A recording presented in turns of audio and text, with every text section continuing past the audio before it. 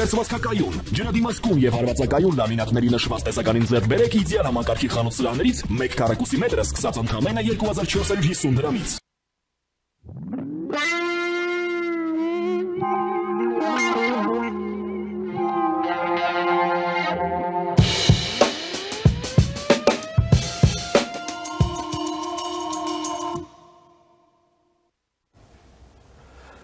Ողջույն հարգարժան տիկնիկ եւ պարոնայք, առաջին լրատվականի եթերում Մեհրաբյան օնլայնն է, ես Ռուբեն Մեհրաբյանն եմ։ Այսօրվա մեր քննարկումը կսկսենք սահմանային անվտանգության թեմայից, ինչպես հայտնի է 3 Եվրամիության դիտորդական առաքելությունը Հայաստանում հանդես եկավ հաղորդագրությամբ, ըստ որի Սուրբ Զատկի հանգստյան օրերին առաքելությունն ինտենսիվ մոնիթորինգ է անցկացրել սահմանին եւ ֆիքսել է 2 կրակոց, որոնք վնասել են քաղաքացիական ենթակառուցվածքը, մասնավորապես մի տան այդ արևային ուրեմն ջրատաքացուցիչը եւ ասվում է այն մասին, որ ըստ ամենայնի կրակոցը տեղացել է ադրբեջանական կողմից։ Հիշեցնենք դինամիկան։ Նախ եւ առաջ, երբ Հայաստանը եւ Ադրբեջանը մարտի 13-ին միաժամանակյա հայտարարությամբ հանդես եկան, առանձին չնայած պայմանավորվածությունը այնպեսին էր, որ պետք է համատեղ հայտարարությամբ հանդես գան, որ համաձայնեցրել են խաղաղության պայմանագրի տեքստը եւ այդտեղ էլ աշխատանք այլևս չկա։ Դրանից հետո Ադրբեջանը ոնց որ թե շատ տհաճ մի անակնկալի եկավ եւ սկսեց նախ եւ առաջ այդ համաձայնեցված 17 կետերից դուրս պահանջներ բարձրաձայնել, ինչը ուղղակի վկայում էր Ադրբեջանի կողմից ցանկության բացակայությունը այդ խաղաղության պայմանագիրը ստորագրելու, բայց նաեւ այն միտումը, որ երևա, հա, որ իբր Հայաստանն է դրա մեղավորը, որ Ադրբեջանը չի ստորագրում։ Մյուս կողմից էլ իհարկե սահմանին սկսեց բեմականացնել էսկալացիա, որովհետև իրական էսկալացիայի համար կարծեք թե մի քաղաքական գին էր ուրվագծվում, որը հաստատապես Ալիևը մտադիր չէր վճարելու, այն էլ այս տուրբուլենտ միջազգային հարաբերությունների պայմաններում։ Այնուամենայնիվ, Ադրբեջանը սկսեց տիրաժավորել օրը մեկ անգամ կամ մի քանի անգամ հաղորդագրություն այն մասին, որ իբր հայերը կրակում են, մինչդեռ դրանից հետո եվրադիտորդների կողմից ուղղակի հերքվեց, դա, որ ոչինչ, ոչ մեկ էլ ոչ միտեղ չի կրակում, բայց դրա հետ մեկտեղ Ադրբեջանը նախ խնածախի ուղղությամբ կրակոց արձակեց թիրախային, իսկ երբ արդեն նաև խոզնավարի ուղղությամբ, արդեն Եվրամիության առաքելությունը նաև իհարկե ըստ ամենայնի այդ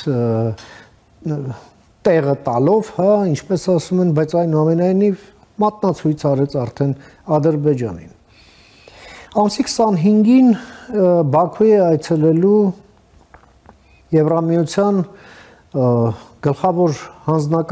գերագույն հանձնակատարը արտաքին քաղաքականության եւ անվտանգության հարցերով Կայա Կալլասը եւ ըստ ամենայնի, այո, խոսքը գնալու է նաեւ Հայաստան-Ադրբեջան այս բանակցային գործընթացի վերջնականացման շուրջ։ Նաեւ իհարկե քննարկվելու է կոնկրետ իրավիճակը գետնի վրա։ Փորձենք հասկանալ, թե ինչպես է կապվում այս բանակցային գործընթացը Ադրբեջանի ռազմաքաղաքական ղեկավարության տրամաբանության հետ, ինչպես նաև դրանից էլ դուրս բերենք մեր անելիքները եւ փորձենք հասկանալ։ Այդ նպատակով ես մի հարգարժան հյուր եմ հրավիրել մեր տաղավար, ում սիրով ուզում եմ ներկայացնել։ Մեր այսօրվա հյուրն է ռազմական եւ ռազմաքաղաքական հարցերով փորձագետ, ապրի Արմենիա հիմնադրամի գիտաշխատող Լեոնիդ Ներսիսյանը։ Բարև ձեզ, պարոն Ներսիսյան, շնորհակալ եմ հրավերս ընդունելու համար։ Բարև ձեզ։ Պարոն Ներսիսյան, դուք ուշով հետևում եք այս դեպքերի ընթացքին եւ ձեզ համար ինչ որ պատկեր է ուրվագծվում, թե ինչ է տեղի ունենում, ինչպիսին է այն ձեր գնահատականը, համեցեք։ Իմ կարծիքով Ադրբեջանը փորձ է կատարում տրանսֆորմացնել իրավիճակը սահմանում այն իրավիճակին, որ մենք ունեինք մինչև 2020 թիվ, նկատի ունեմ այդ անվերջ կրակոցները, ինչ որ պահից նաև կարող է տեսնենք խորացում այս պրոցեսների, որ բացի տենց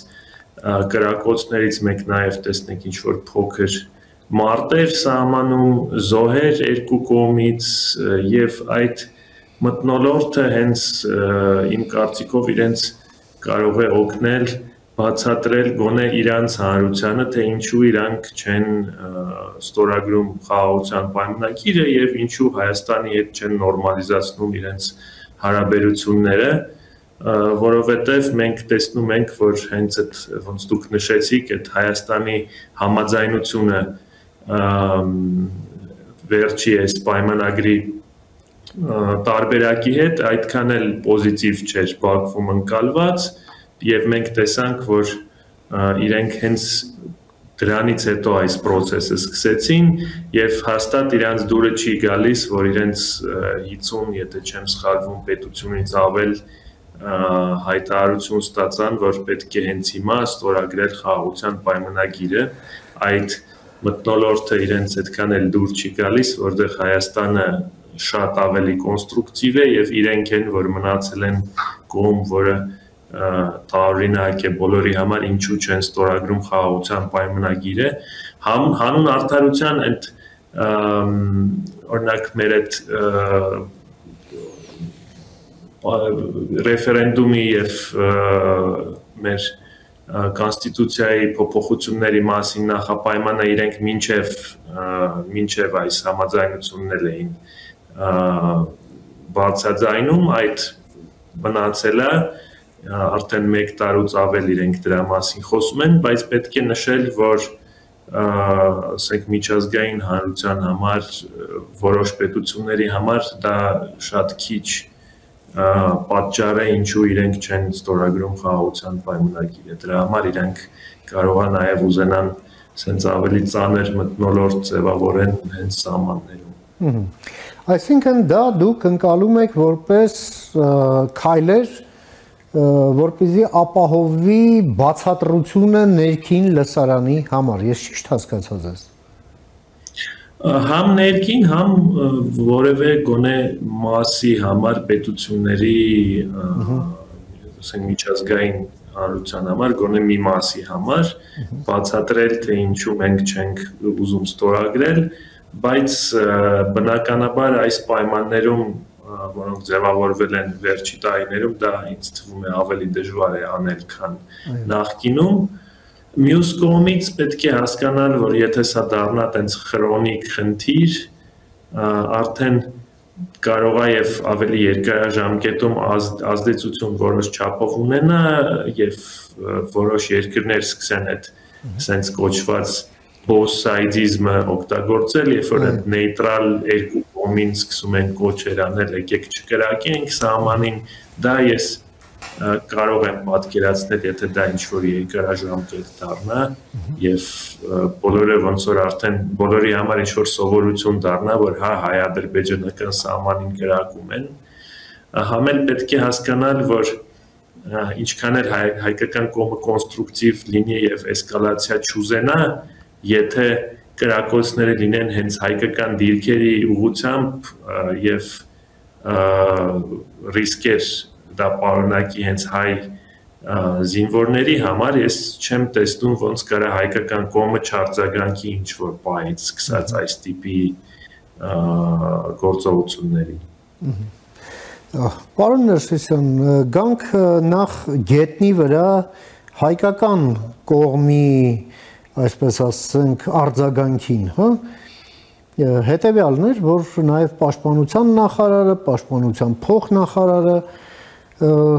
բաց տեքստով ասում են, այո, կան կրակոցներ Ադրբեջանի կողմից, սակայն նրանք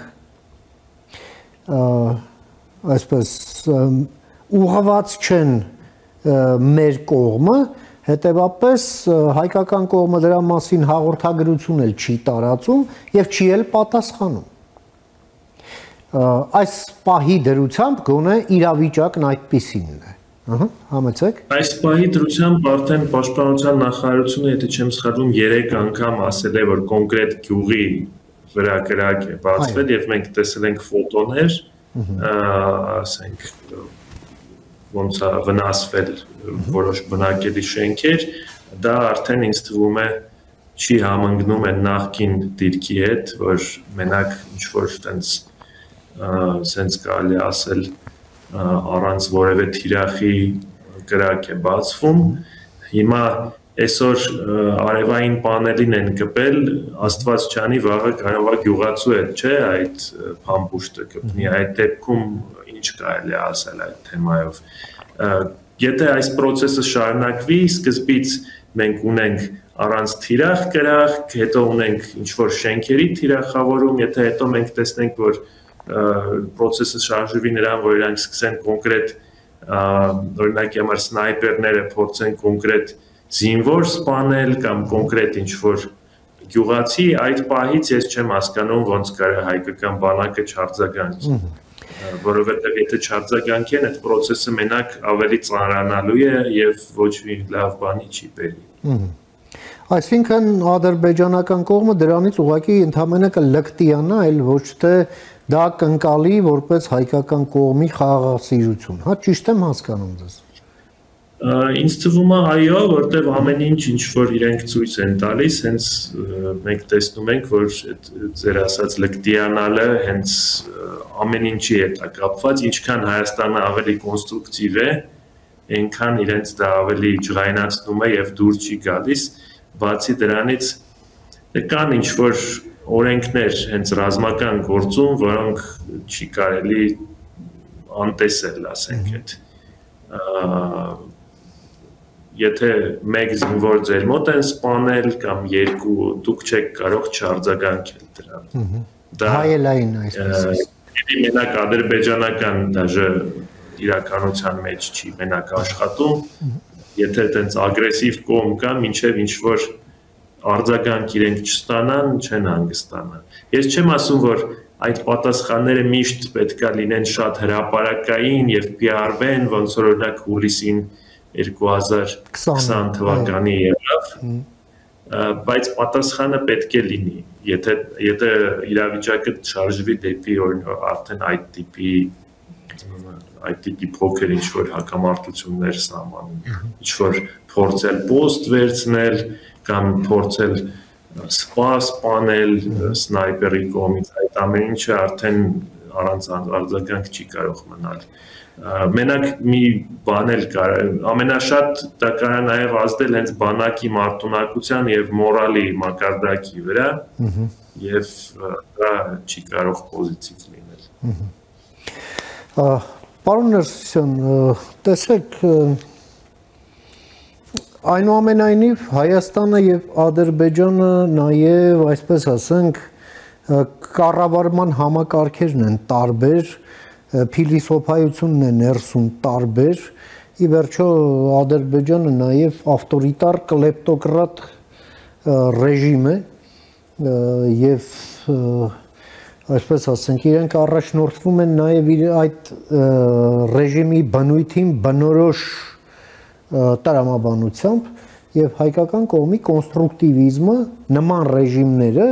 ընդհանրապես հակառակ կողմի կոնստրուկտիվիզմը ընկալվում է որպես թուլություն, հա, եւ ասենք հիմք էլ ավելի լկտիանալու էլի, հա, այսինքն այն բռնությունը, որը գեներացվում է ներսում, հետո այսպես դեպի դուրս հանելու համար ինչ որ պատեհ հնարավորություն։ Ի վերջո, բայց մյուս կողմից էլ դուք հիշատակեցիք 20 թվականը, հիմա 20 թվականը չէ, եւ այդ քաղաքական գինը տարբեր է եւ Ալիևի մոտ հաշվարկում են ինչն է այսպես ասենք, մարսվելու, մինչև ինչքան եւ որտեղից սկսած չի մարսվելու, սա էլ կա։ Ձեր մեկնաբանություն։ Դա տեղին է բնականաբար, նույն ժամանակ պետք է այդ բալանսը փորձել գոնե այս փուլում պահպանել, երբ որ մենք կարող ենք պատասխանել եւ երբ որ չափից շատ գրգռել իրանց հանրությունը նաեւ պետք չէ։ Ինչ նկատի ունեմ, օրինակի համար, եթե հիշում եք այդ հուլիսի 20 թվականի հուլիսի օրինակը, իրենք դրանից հետո բավականին լուրջ ներքին քաղաքական խնդիրներ ունեցան, որը ես չեմ ասում, որ դա միակ պատճառն էր, ինչու իրանք այդ որոշեցին այդ տարի պատերազմ սկսեն, տարբեր պատճառներ կան, բայց պատճառներից մեկը նաև դա էր, որ արդեն ոնց որ չէր տեղավորվում այն ռոպագանդան, որ Ադրբեջանում կար, գետնի վրա իրականության հետ, եւ ռեժիմին ավելի նաեւ ձեռնտու դարավ այդ պատերազմը սկսել, բայց ուրիշ գործոններ էլ կային անշուշտ այդտեղ։ Եվ բացի դրանից, եթե իրավիճակները համեմատենք, այո, այն ժամանակ կար Արցախը, որոնք իրենք համարում էին իրենց տարածքը եւ լեգալ էլ դա տենց էր, շատ գոնե միջազգային հանրության կողմից դա փաստ էր, դրա համար իրանց համար հեշտ էր ավելի։ Հիմա մենք ունենք ուրիշ իրավիճակ, բայց մեկը պետք է հասկանալ, որ շատ քիչ խաղացողներ կան, ով եթե իրենք պատերազմ սկսեն, իսկականից կարող են գետնի վրա օգնել Հայաստանին եւ ստեղ պետք չէ անտեսել առաջի հերթին Իրանի գործոնը, որը այո, ինձ թվում է ահագին զսպում է Ադրբեջանին, բացի դրանից դե ռիսկեր կունենան օրինակ ԵՄ-ի հետ էլ օրինակի համար չկարողանալ զարգացնել իրենց այդ գազանավթային հարաբերությունները։ Ինչից կախված են Ադրբեջանի եկամուտների առյուծի բաժինը ըստ էության։ Այո, ես չեմ ասում, որ իրենք կկարողանան, ԵՄ-ն կկարողանա անպայման խզել բոլոր կապերը եւ սանկցիաներ մտցնի Ադրբեջանի դեմ, որովհետեւ այնտեղ կան պետություններ, որոնք դրան դեմ են, բայց գոնե ավելի շատ զարգացնել հարաբերություններ իրենք կարողա չկարանան էլ եւ Իրանի գործոնը մի անգամ էլ նշենք, տեսանք, որ հենց լարվեց իրավիճակը սահմանին, մենք Իրանի հետ անցկացրեցինք զորավարժություններ սահմանին եւ այդ Իրանի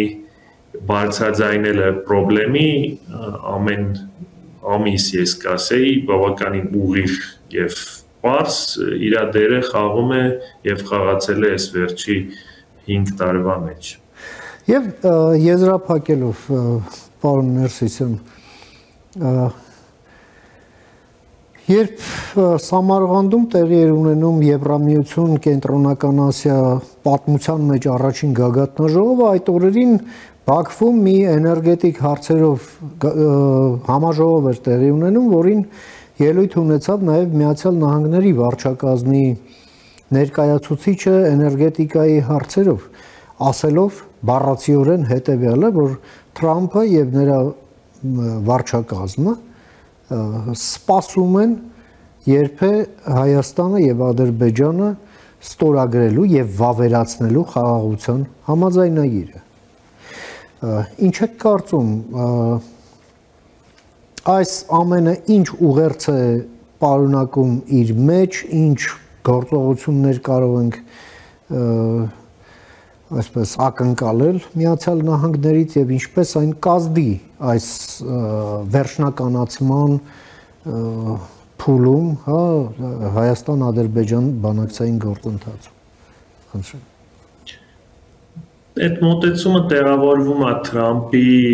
այս քաղաքականության մեջ, որ ինքը փորձում է կոնֆլիկտները բոլոր աշխարհում վերջացնել, բայց այդտեղ այդ մոտեցումը համընկնում է Հայաստանի ու Ադրբեջանի պահով նաև Բայդենի անձնակազմի աշխատանքի հետ, բայց ինչքան երկար իրանք պատրաստ են այս process-ում մեջ լինել եւ ինչքան ռեսուրս են իրենք պատրաստ դնել նրա մեջ, որ Ադրբեջանը համաձայնվի այդ պայմանագիրը ստորագրել, շատ դժվար է ասել, եւ մենք տեսնում ենք ինչ արագ է փոխվում ԱՄՆ-ի դիրքորոշումները տարբեր հարցերով այս փուլում։ Դրա համար իմ կարծիքով մենք չենք կարող այդպես շատ մեծ հույսեր կապել գոնե այդ երկրի գործոնի հետ այս մոմենտ։ Նույն ժամանակ անակնկալներ էլ կարող են լինել, բայց ստրատեգիկ առումով ավելի պետք է հասկանալ, որ կան նաև ճանապարհներ եւ սցենարներ, երբ որ ԱՄՆ-ն post-սովետական եւ եվրոպական ռեգիոնում շատ քիչ ռեսուրս է օգտագործելու, գոնե դա մենք տեսնում ենք օրինակ Ամերիկայի դիրքորոշումների հետ, Ուկրաինայի հետ կապված դիրքորոշումներով այս բանը։ Շատ շնորհակալ եմ, պարոն Ներսիսյան, ձեր այս կարևոր դիտարկումները եւ եզրահանգումները մեր հեռուստադիտողին ներկայացնելու եւ ձեր ժամանակից մեր եթերին հատկացնելու համար բարին ընձեզ։ Հաջողություն, շնորհակալություն։ Մենք զրուցեցինք մեր գործընկերոջ հետ ռազմական եւ ռազմաքաղաքական հարցերով փորձագետ ապրի Արմենիա հիմնադրամի գիտաշխատող Լեոնիդ Ներսիսյանի հետ, լսեցինք իր դիտարկումները կապված Հայաստան-Ադրբեջան սահմանին իրադրության զարգացման հետ։ Կարճ դադարից հետո կվերադառնանք, մնացեք առաջին լրատվականի հետ։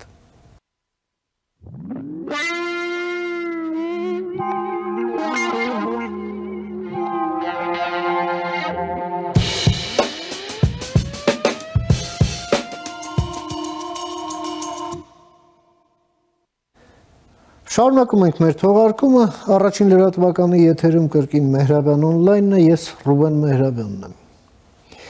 Մեր հաջորդ հարցը այս թողարկման, որ քննարկենք, դա Ուկրաինայի շուրջ բանակցային գործընթացն է, զարգացումները, որոնք տեղի են ունենում Ուկրաինայի շուրջ։ Ինչու ենք մենք այս հարցին այսպես ամենայն ուշադրությամբ հետևում, որովհետև այդ հարցով է կանխորոշվում ընդհանրապես ապագա աշխարհակարգը եւ հենց այդ աշխարհակարգ ինչպիսի աշխարհակարգում է նաեւ իր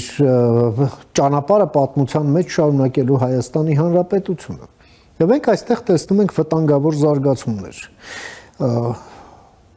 Այսօր Լոնդոնում պետք է տեղի ունենային գոնե երեկվա դրությամբ, երեք էին այդպես ասում, վճռորոշ փուլը բանակցությունների, սակայն երբ հայտնի դարձավ, թե ամերիկյան կողմը ինչ է ուզում առաջարկել, իսկ դա Ղրիմի ճանաչումն է Ռուսաստանի կազմում, Ուկրաինան կտրականապես մերժեց։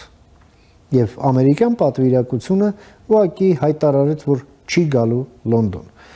Ինչ է լինելու дրանից հետո։ Փորձենք հասկանալ։ Եվ այդ նպատակով ես մի հարգարժան հյուր եմ հրավիրել մեր տաղավարում, սիրով ուզում եմ ներկայացնել։ Наш сегодняшний гость из столицы Украины Киева, известный украинский публицист и журналист Виталий Портников. Приветствую вас, господин Портников. Спасибо, что приняли мое приглашение. Здравствуйте, господин Меграда. Господин Портников, еще по состоянию на вчерашнее утро, сегодня в Лондоне должен был состояться чуть ли не решающий раунд в этом переговорном процессе вокруг идеи прекращения войны, которую начала Россия против Украины. Потом выяснилось, с каким предложением американцы будут представлять свою переговорную позицию. Оказывается, речь может идти о том, что Украина в обмен на мир должна признать, что Крым является частью Российской Федерации. Отчего просто официальный Киев открытым текстом и публично выразил свое категорическое несогласие с такой позицией и отверг любую возможность даже обсуждения такого вопроса. И вот сегодня мы получаем информацию о том, что американская сторона не приедет на переговоры. С этого пункта и начнем, что происходит и что дальше. Прошу. Вы знаете, я хотел бы уточнить. Мы не видели ни одной информации в медиа, которая говорила бы о том, что американская сторона собиралась требовать от Украины признания Крыма частью Российской Федерации. Мы видели только информацию, что сами Соединенные Штаты готовы признать Крым частью Российской Федерации.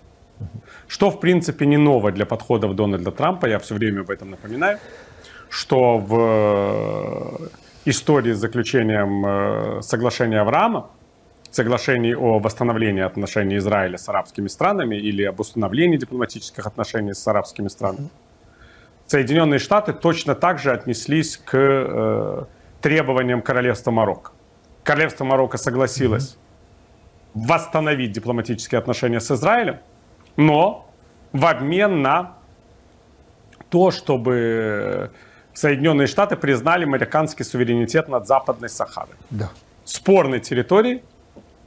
Многие государства мира считают эту территорию Сахарской Арабской Демократической Республикой, которая была провозглашена фронтом Полисария после ухода Испании из этой колонии бывшей. И Сахарская Арабская Демократическая Республика даже член Организации Объединенных Наций, простите, даже член Африканского Союза, но не член Организации Объединенных Наций. И соседние с Марокко страны, такие как Алжир, например, признают именно ее суверенитет на территории, большую часть которой контролирует Марокко. Но часть небольшая территории Западной Сахары – это территория Сахарской Арабской Демократической Республики. Почему я об этом так подробно рассказываю? Потому что Марокко пошло навстречу Соединенным Штатам в обмен на это решение администрации Трампа, тогдашней администрации, восстановило отношения с Израилем, но никаких сдвигов в позиции других стран мира относительно статуса Сахары не произошло. Те страны, которые считали эту территорию частью Марокко, сохранили свое мнение, но точно так же сохранили свою позицию и те страны, которые считают, что на этой территории должна быть провозглашена Сахарская Арабская Демократическая Республика. То есть оказалось, что американские решения по этому поводу не сильно влияют на все мировое сообщество. И тогда возникает следующий вопрос. А что России от того, что Соединенные Штаты признают Крым частью Российской Федерации? Ведь если Европейский Союз категорически говорит о том, что считает Крым украинским, и что это вопрос территориальной целостности Украины, всей территории Украины, которая в международно признанных границах находится, буквально за несколько часов до нашего с вами разговора об этом в очередной раз заявил президент Франции Эммануэль Макрон, об этом говорила еврокомиссар Каллас, да, глава европейской дипломатии. И точно такой же позиции придерживается руководство Турецкой Республики. То, что меняется тогда в статусе Крыма, кроме какого-то морального удовлетворения. Это один вопрос. Другой вопрос, достаточно важный. А, собственно, если не говорить о требованиях к Украине, а говорить о требованиях к Российской Федерации, то эти требования вообще могут быть восприняты Кремлем как серьезные? Вот, опять-таки, накануне этой встречи в Лондоне представитель Совета Федерации Российского федерального собрания Валентина Матвиенко четко сказала, что Россия не будет участвовать ни в каких переговорах, которые будут подразумевать присутствие войск стран Европы. Это тоже является частью американского плана. Понятно, что Путин никогда не согласится с идеей, что американская сторона будет контролировать Запорожскую атомную электростанцию. Конечно. Если там остаются российские войска, насколько я понимаю, американцы не ставят вопроса о том, что Россия может отдать какую-то часть территории, которую она аннексировала Украине, то тогда возникает вопрос, а почему на территории, которую в России считают территорией Запорожской области Российской Федерации, должны находиться американцы, да еще, простите, на территории атомного объекта, ядерного объекта, где это вообще видано? Тогда Путину придется признать, что это не российская территория. Он же не пускает американцев на Курскую атомную электростанцию или на любую другую. Поэтому я могу сделать только один вывод. Мы сейчас являемся свидетелями двух вещей. Шантажа и некомпетентности. Одновременно. То есть после последних переговоров в Париже, когда стало ясно, что американское представление об урегулировании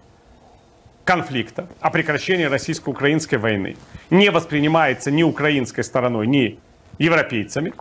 американцы пошли на открытый шантаж, заявив, что в таком случае они вообще могут покинуть переговоры. Так. И, как оказалось, этот шантаж в большей степени пугает российскую сторону, чем украинскую. Почему? Потому что для президента Путина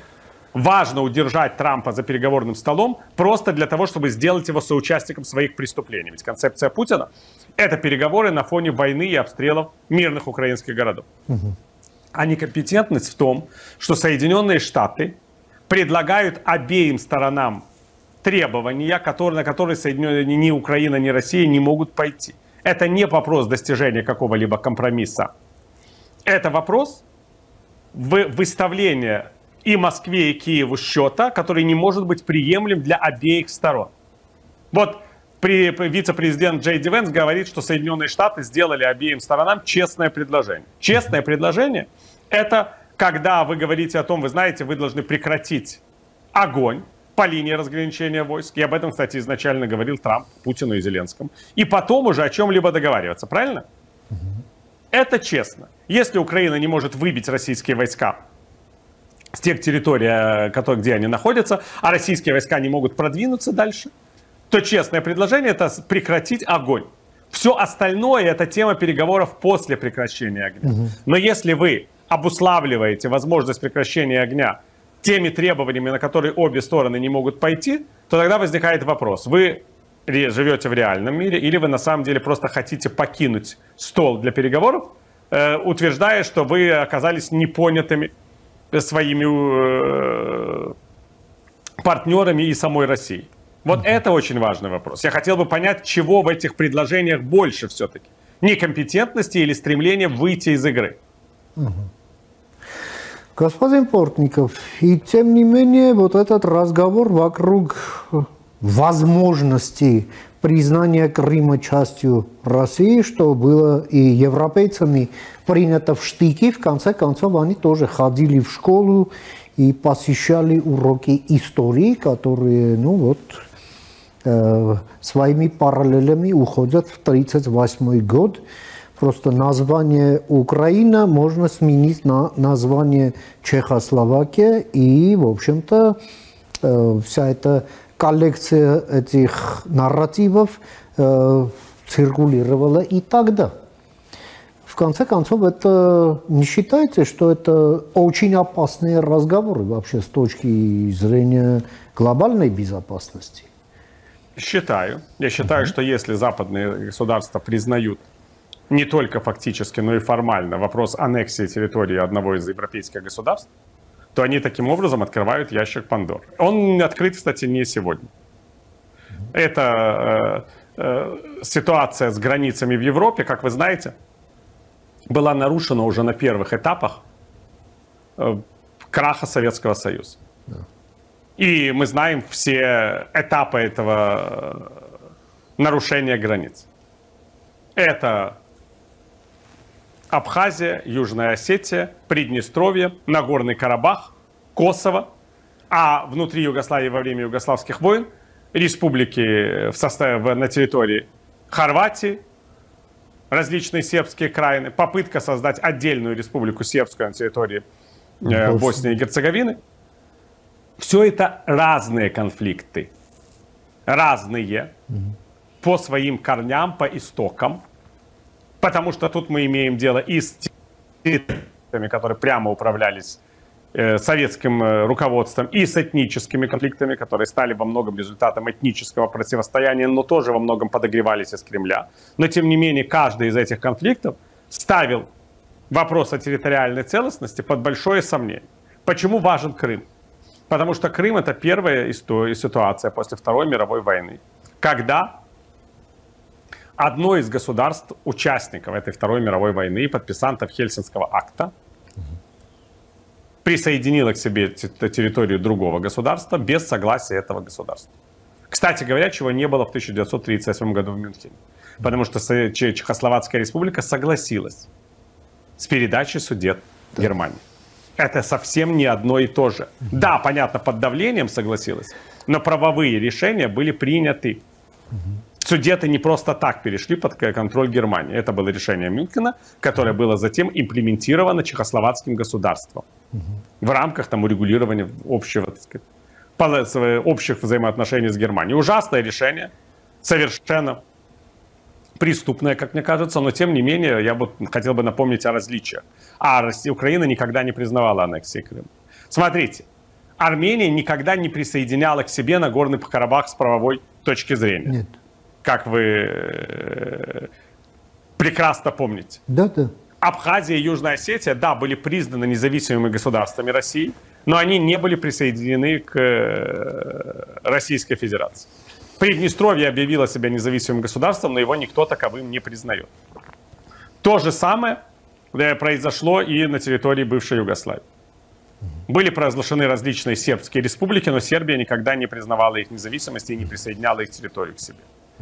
Была провозглашена независимость Косово как отдельного государства. Оно не было аннексировано соседней Албанией, хотя большинство населения Косово, этническое большинство, это албанцы. Те же самые албанцы.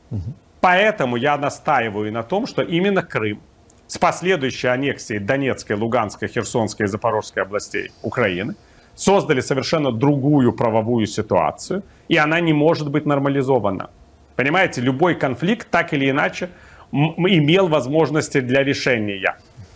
Управлялся определенными международными консультациями, не всегда результативными. Вспомните Минскую группу по Карабаху и десятилетия работы, безрезультатной. Вспомните тот же механизм по Приднестровью, практически безрезультатный. Но тем не менее, пока Приднестровье или Абхазия и Южная Осетия не являются аннексированными частями Российской Федерации, создается некая надежда, пусть иллюзорная, на диалог. Аннексия Крыма, Донецкой, Херсонской, Запорожской и Луганской областей никакой надежды на диалог не оставляет, потому что таким образом есть две страны, в конституциях которых записаны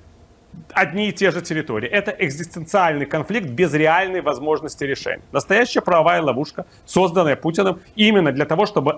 эта ловушка, помогла дальнейшему наступлению на территорию Украины с последующей ликвидацией украинской государственности. Это чтобы у нас не было никаких иллюзий. Но понятно и другое, что мы с вами разговариваем в ситуации, когда Соединенные Штаты решили, что выход этой ловушки — это соглашаться с действиями агрессора. Почему, из каких правовых соображений Соединенные Штаты вообще могут признать Крым частью Российской Федерации? Потому что Россия контролирует Крым? Потому что в Крыму есть российское этническое большинство, которое, кстати, там было создано путем планомерного выселения коренных народов. Соединенные Штаты в свое время признали независимость Косово именно потому, что Белград решил изменить этнический состав края, изгнав оттуда албанцев. А в Крым пережил тот же самый, я бы сказал, национальный отбор. Крымские татары и другие коренные народы Крыма последовательно изгонялись с этой территории со времен аннексии Крыма еще войсками Екатерины II. Да. Советское правительство Сталина продолжило эту деятельность, изгнав те остатки крымско-татарского населения, которые достаточно большие, которые еще были на полуострове до Второй мировой войны. Советское правительство после сталинских времен делало все, чтобы коренные народы не вернулись в Крым. Только во времена украинской государственности были созданы условия, и то достаточно недостаточные, для возобновления того статуса Крыма, который он обладал до российской агрессии. И сейчас на наших глазах Россия Путина опять возвращает ситуацию Крыма к полному презрению к правам его коренных народов. К тому, что в Крыму колонист, русский поселенец, не имеющий к этой территории никакого цивилизационного отношения, превративший богатый историческими и культурными традициями полуостров в базу и дачу, потому что, собственно, мы видим, что это главная цель российской цивилизации вообще. База и дача. Что есть под Москвой? База и дача. Что есть в Крыму? База и дача. Почему этот поселенец должен обладать какими-то особыми правами с точки зрения государственного статуса по сравнению с коренными народами Крыма? Это все вопросы, которые можно было бы задавать. На каком основании? Но мне кажется, что администрация Трампа просто не мыслит в таких политических категориях. Да, господин Портников, для наших телезрителей еще и добавим, что когда вы говорите о коренных народах Крыма и назвали крымских татар, там и еще и отдельным указом, там оттуда были выселены также армяне, греки и болгары, а также караимы. Вот есть просто документы. Да, огромное количество изгнанников, естественно, которые жили в Крыму, между прочим, тысячелетиями. Да. Если вы уже вспомнили о крымских греках или об армянах, или о караимах и крымчаках, и то эти народы вообще жили в Крыму с античных времен. Да. Понимаете, со времен Геродота и Овидия они там были. Когда никто вообще не знал, на каком, собственно, месте бояре Юрия Долгорукова создадут Москву. Они тоже не знали. До этого еще были столетия,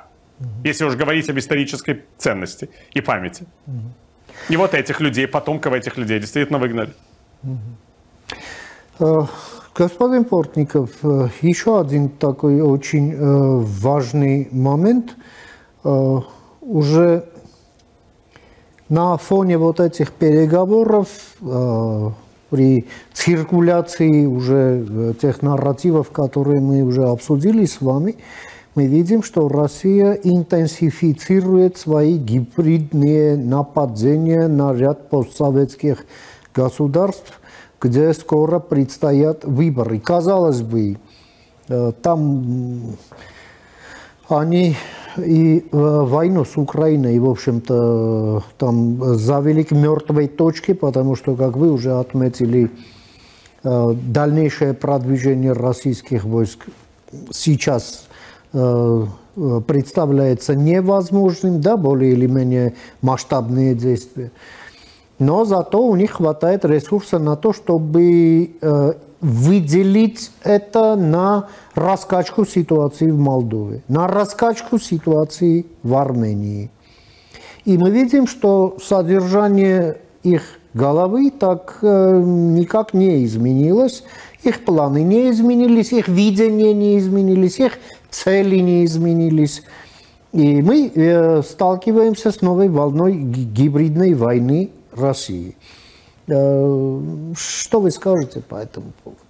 Ведь, смотрите, я скажу вам, что огромная военная машина уже выпестована, да? Народ заточен под перманентную войну, градус ненависти зашкаливает ко всему, и это нужно, чтобы нашло свое применение где-то. Прошу. Я думаю просто, что их адрес не дом и не улица, а их адрес Советский Союз. Так. И мы это хорошо знаем. Да. И их представление об этом не изменилось. Они до сих пор являются людьми без рода и племени, весь смысл которых в завоевании чужих территорий лучше чужими руками, кстати говоря. Вы же тоже видите, что они усиливают свои какие-то попытки прислать на эту войну там, северных корейцев. Они вербуют трудовых мигрантов в России, жителей Центральной Азии. Как раз на днях мы узнали о том, что в Кыргызстане задержали людей, которые участвовали в рекрутинге граждан Кыргызстана для того, чтобы они воевали на российско-украинском фронте. Причем это дело вот русский дом, это государственная структура такая. Конечно, а для чего создан Русский дом? Ведь Русский дом это обыкновенный филиал Федеральной службы безопасности России на территории любой бывшей Советской Республики или любого другого государства. Точно так же, как когда-то, вы помните, КГБшники прятались под маской агентства печати новости. Помните, была такая организация? Конечно. Обыкновенная геббистская агентура, в которой были корреспонденты, которые не написали ни одной строчки за свою жизнь, вообще писать и читать не умели, но зато умели заниматься диверсиями, разведкой, узнавали какие-то военные данные, вербовали агентов. Вот ровно этим сейчас занимается Русский дом, которым совершенно естественно, к тому же руководит этим всем структура внука Евгения Примакова, Евгения Примакова-младшего. Мы знаем, что и сам Евгений Примаков был деятелем службы внешней разведки Российской Федерации, тоже представителем российской структуры. То есть это династия с традицией, династия дестабилизаторов с традицией, понимаете? И вот понятно, что не случайно же, как помните, Русский дом, кажется, в Азербайджане закрывали, я не очень понимаю, вернулся ли он туда или нет. Но в любом случае, даже в тех странах, руководство которых явно не хотело бы ссориться с Москвой, приходится, по крайней мере, посылать сигналы, что такой Русский дом нам здесь не нужен. Надеюсь, что после визита Гейдара Алиева в Пекин, Ильхама Алиева в Пекин, появится китайский дом на месте русского. Не удивлюсь, как говорится. Ну, по крайней мере, это более безопасно, между прочим, для Азербайджана, чем Русский дом. Вот. И в этом смысле я согласен совершенно, что они все еще считают, что вот рано или поздно они добьют Украину и возьмутся за всех остальных. И в заключение, господин Портников, смотрите, вот переговорный процесс мы видим, что идет такими зигзагами, что можно с большим таким сомнением говорить о перспективах реального прекращения огня. Вы так не считаете? То есть война будет продолжаться, тем не менее. Вы знаете, я не могу вам сейчас сказать. Я не могу вам сказать сейчас уверенно именно, что будет с прекращением огня. Скажем так, если у Путина есть задача удержать Трампа за переговорным столом, и он понимает, что в случае, если не будет никаких даже условных сдвигов, то прекращение участия Трампа в переговорах неминуемо, он может пойти на определенные уступки, о масштабах которых мы пока что не знаем. Мы где-то в середине этой истории. Но каким будет этот финал, мы с вами предугадать не можем. Да, очевидно, что Россия хочет продолжать войну, но она одновременно хочет удержать Трампа за столом переговоров. Да. Как эти две составляющие в путинской политике будут гармонизированы, я не знаю. Но я думаю, сам Путин не знает. Но я вас уверяю, что это именно то, о чем он сейчас напряженно думает, вот в эти самые минуты. Спасибо вам, господин Портников, за ваши обстоятельные эти наблюдения, выводы, которыми вы поделились с нашими телезрителями. В вашей прекрасной стране скорейшей перемоги и мира. Слава Украине. Берегите себя. Всего доброго. Героям слава, удачи. Ամենք լսեցինք մեր գործընկերոջը, հայտնի ուկրաինացի լրագրող եւ հրապարակախոս Վիտալի Պորտնիկովին իր դիտարկումները կապված Լոնդոնում հայտարարված, բայց այդպես էլ չկայացած բանակցությունների հետ։ Կարճ դադարից հետո կվերադառնանք, մնացեք առաջին լրատվականի հետ։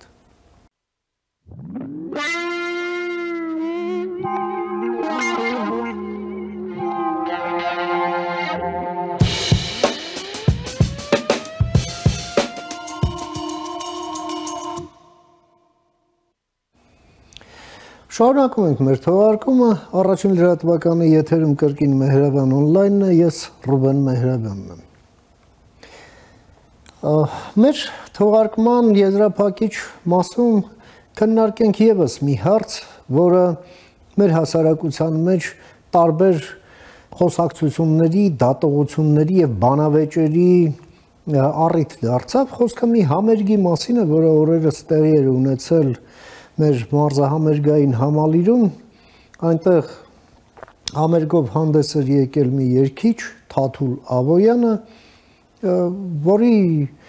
երգերն ունեն այսպես բազմաթիվ երկրպագուներ, որոնք էլ եկել էին այդ համերգին լսելու իրենց սիրելի երգչին։ Եվ դա առիթ դարձավ, որպեսզի խոսակցություններ ծագեն եւ բանավեճեր ընդհանրապես մեր հասարակության երաշտական նախապատվությունների, ճաշակի մասին, հա, ընդհանրապես թե ինչ արվեստ է սպառում մեր հասարակությունը եւ ինչ են մեր հասարակությանը ուրեմն մատուցում արվեստագետները, տվյալ դեպքում ավելի շատ երաժիշտները Եվ նույնիսկ սա առիթ դարձավ մեր հասարակության բարքերի մասին տարբեր դատողությունների, իհարկե որքան մարդ, այնքան կարծիք եւ սա այն հարցն է շատ սուբյեկտիվ, որտեղ յուրաքանչյուր կարծիք ունի կյանքի իրավունք։ Սակայն կան նաեւ չափանիշներ, հա, արվեստի եւ Սրանք ևս կարևոր են։ Հետևաբար այս հարցը միայն հաճելի է կոնկրետ երգիչ կամ կոնկրետ երգ, թե հաճելի չէ, միայն այդքանով սահմանափակվելը կլինի թերի։ Ուստի ոչ թե վերջակետ դնելու հավակնությամբ, այլ ուղղակի այդ արվեստի չափանիշների հիման վրա դատողությունների կարիք կա մեր հասարակության մեջ այնուամենայնիվ, որը լրացուցիչ, այսպես ասենք, վերաիմաստավորման առիթ կտա մեր քաղաքացիների համար։ Ովքեր են այդ դատողություններ անելու, այսպես հնարավորություն ունեցողները, դա հենց իրենք արվեստագետներն են։ փորձենք հասկանալ եւ այդ նպատակով ես մի հարգարժան հյուր եմ հրավիրել մեր տաղավար տեսակապով Միացյալ Նահանգներից Լոս Անջելեսից ում սիրով ուզում եմ ներկայացնել մեր այսօրվա հյուրն է կինոռեժիսոր դիզայներ Արտակ Սևադան բարև եք եկել պարոն Սևադա շնորհակալ եմ հրավերս ընդունելու համար Հարգանքներս պարոն Մերաբյան Պարոն Սևադա Դուք իհարկե Հայաստանում աշխարհագրորեն բավականին հեռու եք գտնվում ֆիզիկապես, սակայն այս մեր երկրում անցուդարձին ուշի ուշով հետևում եք, իսկ արվեստին վերաբերող, երաժշտության ճաշակի հարթությունը շոշափող այսպես շարժերին հետևում եք շատ ավելի մեծ ուշադրությամբ Եվ ձեզ համար արդեն որպես արվեստագետի մի պատկեր է բացվել այս իրադարձության բերումով, ինչպիսին է այն եւ դուք ինչ եք մտածում այս ամենի շուրջ, համեցեք։ Շնորհակալ եմ նախ կապի համար, ընդհանրապես արվեստի վերաբերյալ խոսալը մի քիչ անշնորհակալ գործ է, որովհետեւ ինչպես դուք ասացիք, ինչքան մարդ, այնքան կարծիք Գիտեք, խնդիրը նրանում է ըստիս, որ կան ճշգրիտ մաթեմատիկական ինչ-որ հաշվարկներ, կան ալգորիթմեր, կան նույնիսկ ֆիզիկայի կանոններ, որոնցից ելնելով տվյալ մշակութային գործունեությունը կամ գնահատվում է կամ ոչ։ Ես միշտ համարում եմ, որ դա ինչ-որ չափով անշնորհակալ գործ է եւ եթե համարել, որ տվյալ համերգների կազմակերպիչները տիրապետում են այդ ալգորիթմերին, իհարկե ծիծաղելի կլինի, որտեղ այդպիսի բան չկա։ Ես կարծում եմ նրանք ինքները նույնիսկ շոկի մեջ են այն բանի հետ կապված, որ այդպիսի հաջողություն է վայելում դա։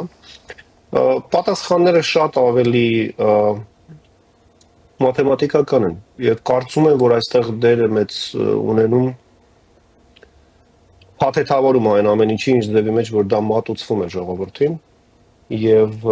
տարօրինակորեն իրենց համար որպես սյուրպրիզ, այո, դա աշխատում է եւ ժողովուրդը դա վերցնում եւ գնահատում է եւ դա նշանակում է, որ դա ժողովրդին պետք է հայտնի խոսք կա, որ ամբողը զորավոր է եւ սխալվել չի կարող Ես իհարկե այդպես չեմ համարում, ես կարծում եմ, որ այն 3-ից 5% հասարակության, որը իրականում ստեղծում է մշակութային կարևոր ժառանգություն Նա էլ թելադրում է դա, բայց երբ որ պետության մեջ սկսած դեռ 30 տարի առաջ եւ դրանից հետո մանավանդ քոչարանական տարիներին, երբ որ խոսվում էր այն մասին, որ թող մի երկու սերունդ էլ փարաջաններ չծնվեն, սա դրա հստակ պատասխանն է այսօր եւ մենք խաղում ենք այն արդյունքները, որը մենք ինքներս փաստորեն ցանեցինք։ Այդպես Պարոն Սևադա, ի վերջո նաև գնահատականի հարց է։ Դուք ասում եք, այո, եթե ինչ-որ կա մի երգիչ, որը, ասենք, պայմանական երգիչ, գալիս է իր ծրագրով, վաճառվում են տոմսեր, ի վերջո սա կոմերցիոն պրոյեկտ է, մարդիկ էլ գալիս են, ոչ մեկ ոչ մեկին ոչինչ չի ստիպում։ Գալիս են, տոմսերն առնում են, գալիս երգում են, նույնը, ասենք, Լոս Անջելեսում եւս այդ ժանրի, թույլ տվեք ասել, երգիչներ կան, որոնք եւս պոպուլյար են եւ այնտեղի հայությունն էլ էլի, ասենք դե երգիչ, համերգը հայտարարվում է, օրը, ժամը հայտարարվում է, տոմս են առնում եւ նայում ենք, ասենք ստադիոններ են լցնում։ Հետեւաբար մենք այստեղ ինչ-որ մեր գուցե լավի, վատի, գեղեցիկի, տգերի, չգիտեմ բարձրաճաշակի եւ գռեհիկի զանազանելու խնդիր ունենք երևի թե, հա։ Այո, իհարկե, միանշանակ։ Փոքր երկրներում ըստիս Հայաստանի պես երկրներում անպայման մշակույթը պետք է ունենա պետական հովանավորչություն։ Անպայման։ Եթե Ամերիկայի պես երկրում դա կա, նշանակում է Հայաստանում դա պարտադիր է։ Կարծում եմ, որ մշակույթի նախարարությունի մերձեցման օրվանից սկսած մինչև այսօր սխալի հետևից է կրկնվում, ինչ վերաբերվում է ուրեմն մեր մշակույթին։ Ես միշտ օրինակ եմ բերում 300 սպարտացի ֆիլմերի ստեղծումը ամերիկյան, կինոռեժիսորը մասնագիտությամբ վարսավիր էր մինչ այդ, մեկ էլ մի անգամից նկարում է 150 միլիոնանոց ֆիլմ։ Դա այն ժամանակաշրջանն էր, երբ որ Ամերիկայում հակապարսկական ստրատեգիաներ էր սկսվել եւ համոզել ժողովրդին, որ պետությունը պետք է անպայման մտնի Պարսկաստան, դարձել է շատ կարևոր այդ օրվա գործոնը։ Բնականաբար ժամանակին դուրս եկավ 300 սպարտացիների ֆիլմը, որտեղ պարսիկները նույնիսկ չէին ներկայացված, ինչպես իրանք իրականում կան, կիսասևամորթի տեսքով եւ այլն բան, այսինքն այդ ծայրահեղ գրոտեսկ տարբերությունը հունացու եւ պարսիկի հստակ է։ Սրանք բնականաբար State Department-ից եկող ստրատեգիաներ են, որոնք անպայման խրախուսվում են եւ նույնիսկ ֆինանսավորում են մասամբ, որից հետո այդ վարսավիր տղան մյուս օրը դարձավ 150 միլիոնանոց ֆիլմ նկարող ռեժիսոր։ Այսինքն կան անոմալիաներ, որոնք կապված են պետական ստրատեգիաների հետ։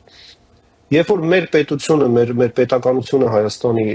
կազմակերպում են նման բաներ, այդ տեսեք 26 թվականին ընտրություններից ենք խոսում։ Հարց է ծագում մշակութային դաշտը ինչպես է նախապատրաստվում դրան։ Մենք գիտենք, թե ինչ հնարավորություններ ունի մշակույթը ժողովրդին ուրեմն խրախուսելու, ոգևորելու, ոգեշնչելու եւ սա շատ կարեւոր էլեմենտ է եւ ես անընդհատ նկատում եմ, որ մեր պետականությունը, մեր պետական այրերը ուրեմն վրիպում են այս հարցում։ Թեկուզ հենց ի նպաստ իրենց անձնական շահերի, իրենց պաշտոնների, հասկանում եք։ Ռուսաստանի պես պետությունը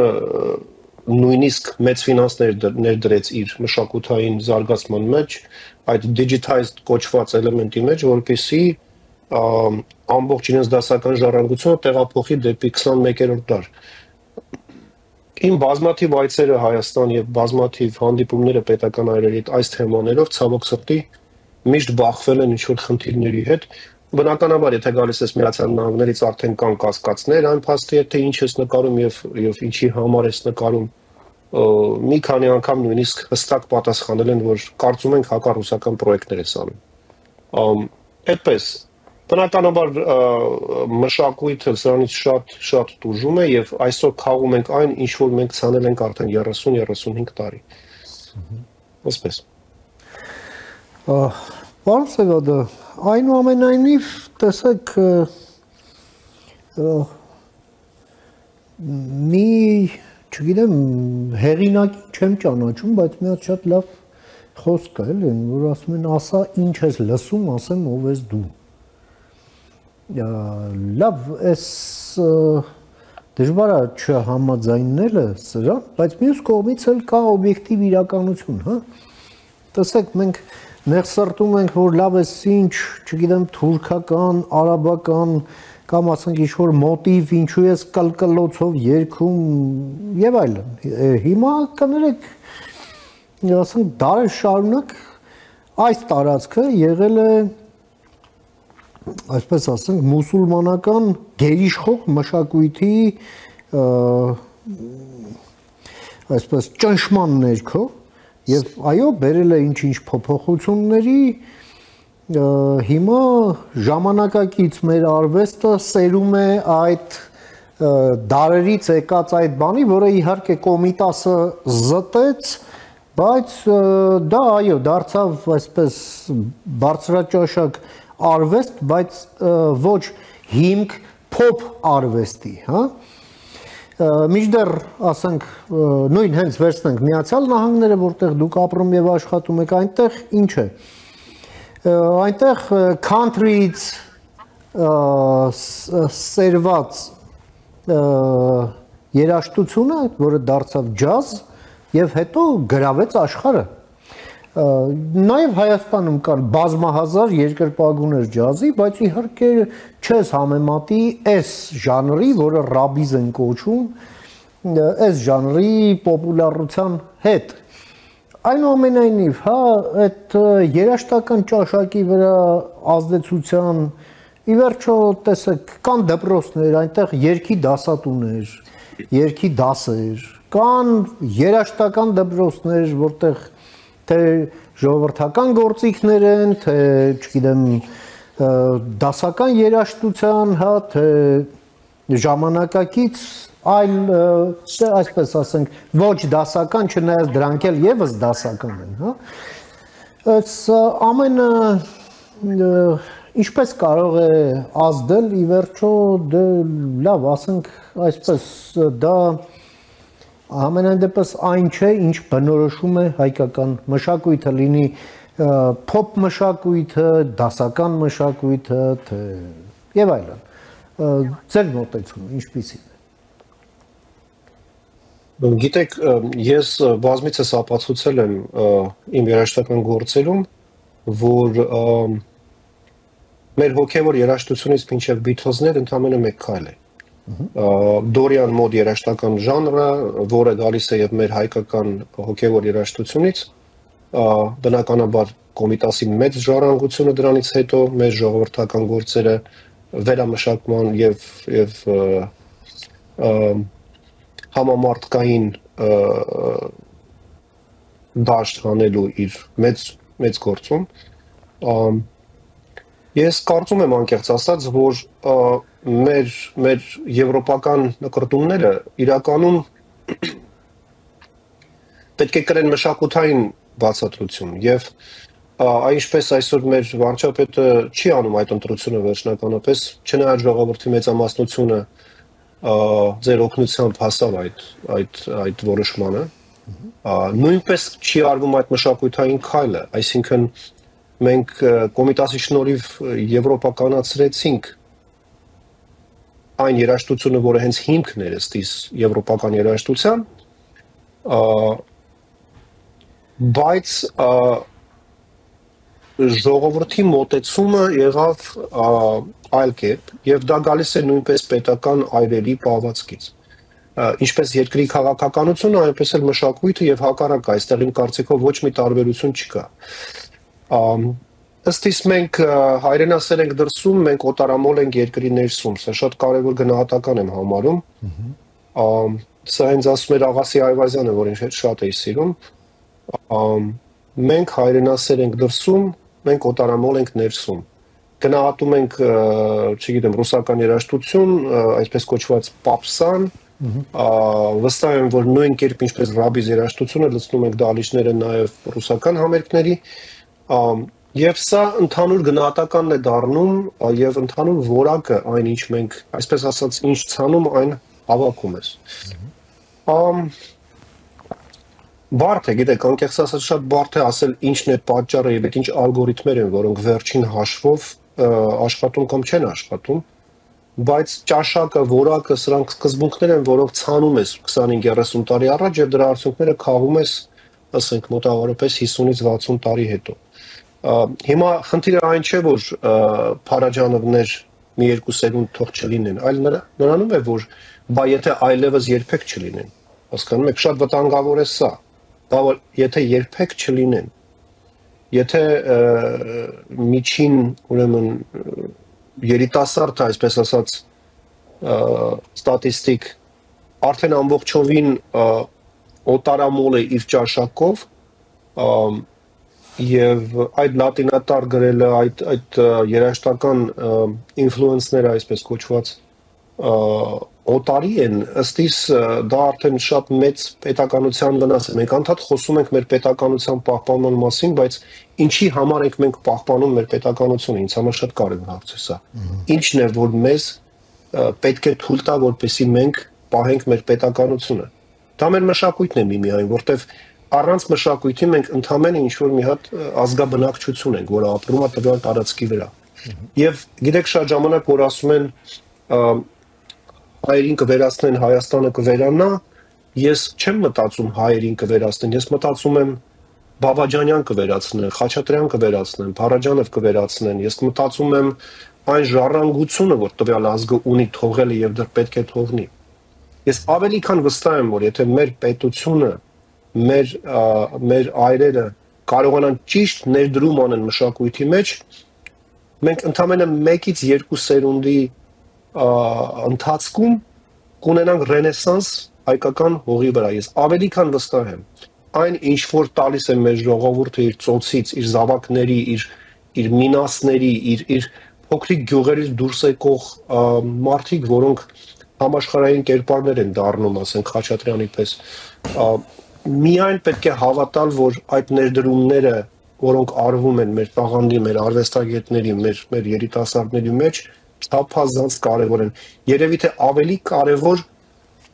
պետականության կայացման եւ պահպանման համար ըստիս։ Պարոն Սևադա, մի հարց տան, որ ենթադրում եմ, իհարկե մեր ունկնդիրը կարող է, ասենք, ինքը բարձրաձայնել։ Հա, լավ, ասեն, ինչ ասում եք, ճիշտ եք ասում։ Այո, արվեստ, այո, մշակույթ։ Հիմա լավ մարդ ենք, մենք էլ սեղան սիրող ժողովուրդ ենք, շրջապատ սիրող ժողովուրդ ենք, դե կնստենք, մի երկու բաժակել կխմենք, դե կոմիտասի տակ չենք բարի, պիտի մի քիչ նենց բան դնենք, տրամադրություններս լավանա։ Ինչ վատ բան կա դրա մեջ, ինչու եք այդ խեղճ երկչի հետևից ընկել վատաբանում եւ այլ, մինչդեռ չենք էլ վատաբանում։ Ուղղակի դատողություն ենք անում։ Ձեր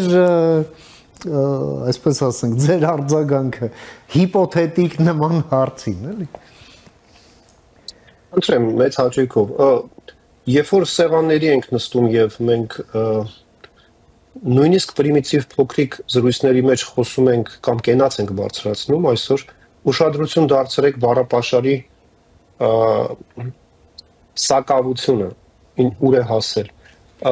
Ընդհուպ մինչև ընդօրինակում ենք ուրիշ երկրներ, ուրիշ բառեր ենք օգտագործում, վերջերս շատ եմ լսում այդ արտահայտությունը,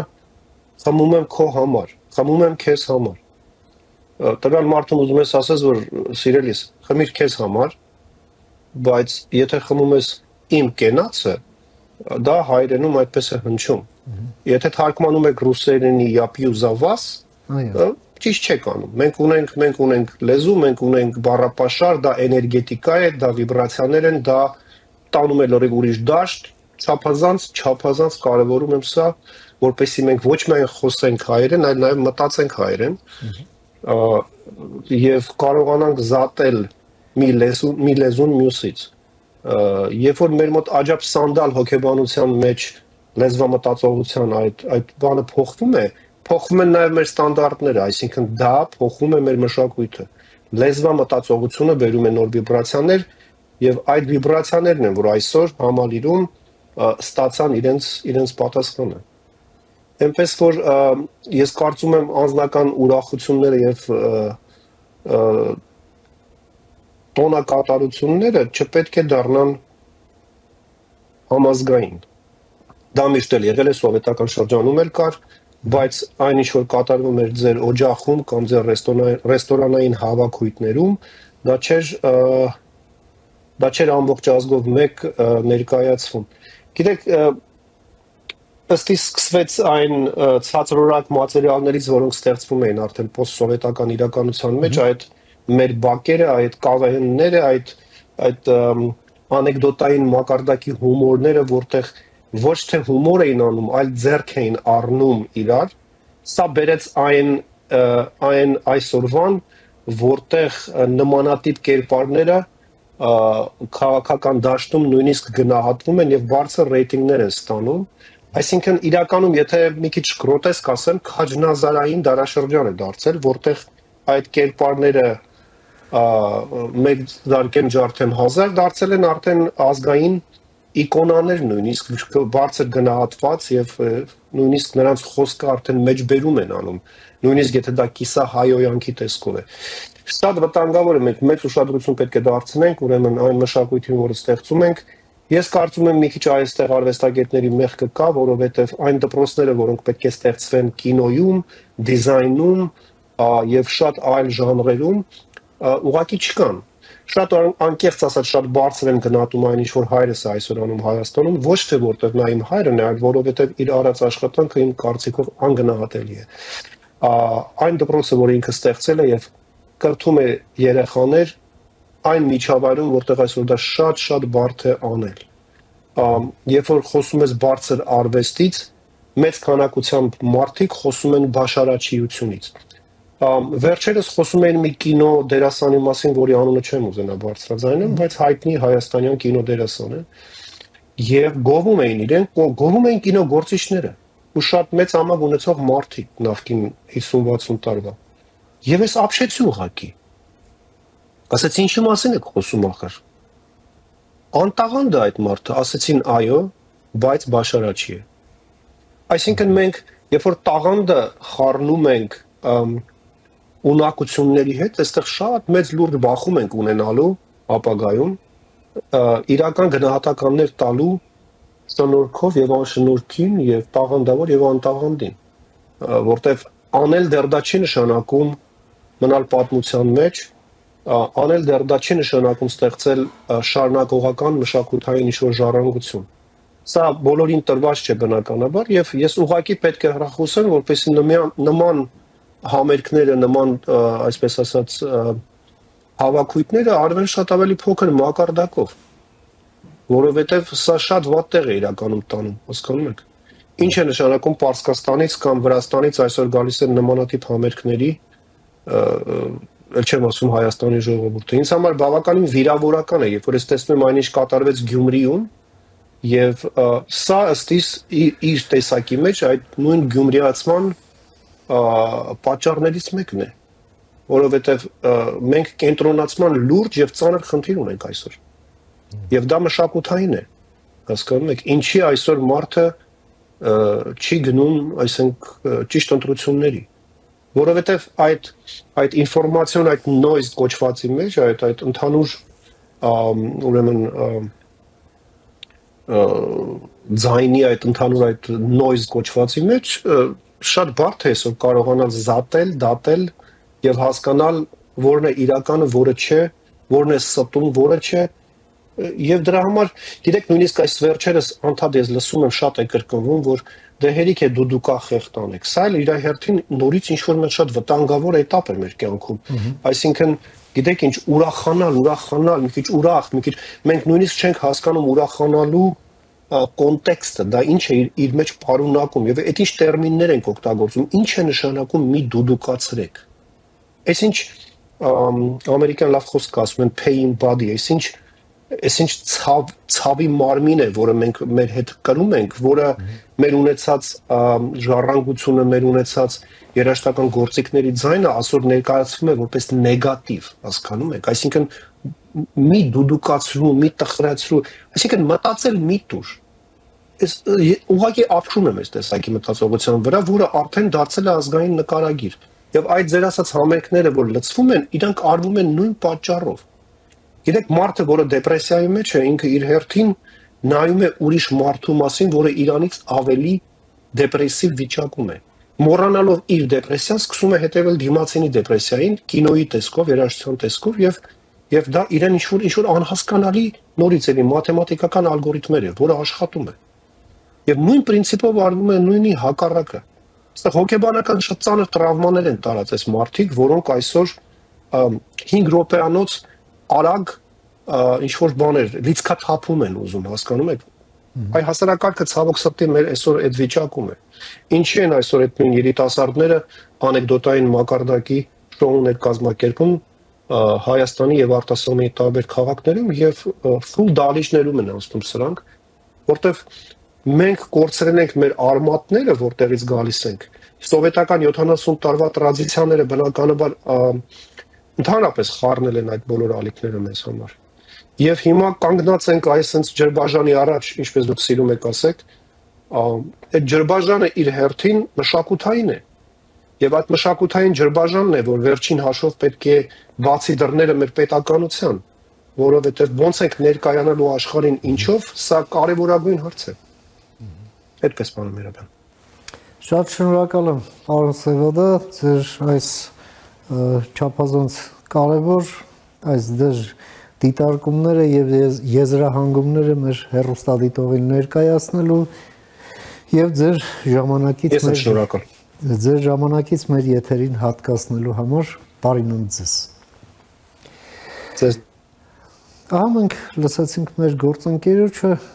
Միացյալ Նահանգներից, Լոս Անջելեսից կինոռեժիսոր եւ դիզայներ Արտակ Սևադային։ Այսօր թերևս այսքանը, հարգարժան տիկնայք եւ պարոնայք, կհանդիպենք արդեն վաղը, խաղաղություն եւ բարի նոց ձեզ։